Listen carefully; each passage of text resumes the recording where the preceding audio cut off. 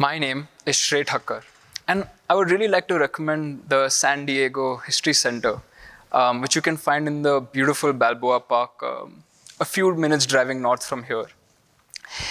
And you would find many historical items, often encased in glass boxes. That is, if you can look past the reflections coming from the ceiling, the walls, the floor, even yourself coming off that glass. The issue here is that air and glass are different materials with different properties, and one of them being called impedance.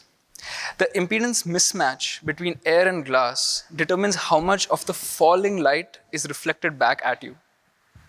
Even the angle at which the light hits the glass can change the impedance. For example, you can observe that the reflections of the surrounding from the left side of the glass box are more vivid than the ones from the center. Some of the light does pass through the glass, although it undergoes a change in direction known as refraction. This is what your contact lenses are based off of.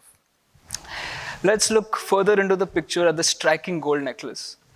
It is made up of gold atoms that reflect red and yellow light, which are combined to create the prominent color we see.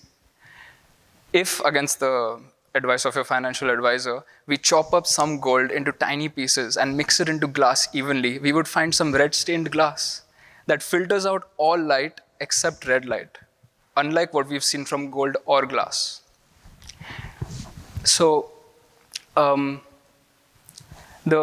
Romans 1600 years ago used this red-stained glass to create this Lycurgus cup, the first man-made metamaterial. Meta refers to beyond in Greek, and metamaterials refer to artificially designed materials that interact with light differently than what we typically observe. I am a student from the University of Michigan, and my research involves what we call perfectly matched metamaterials. Typical metamaterials consist of extremely small grids with many different materials that manipulate light by bending it. However, when these materials have an impedance mismatch, we see reflections at their boundaries. And every time there is a reflection, some forward energy is lost, and the device becomes slightly more specific in which frequencies can pass through it.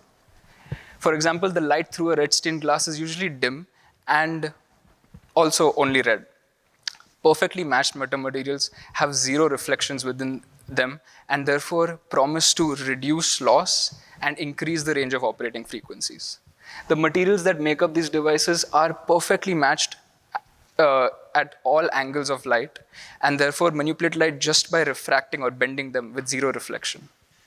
I know if you could clearly see through glass with zero ghost images of the surrounding, I would save more time in museums and spend more of it window shopping.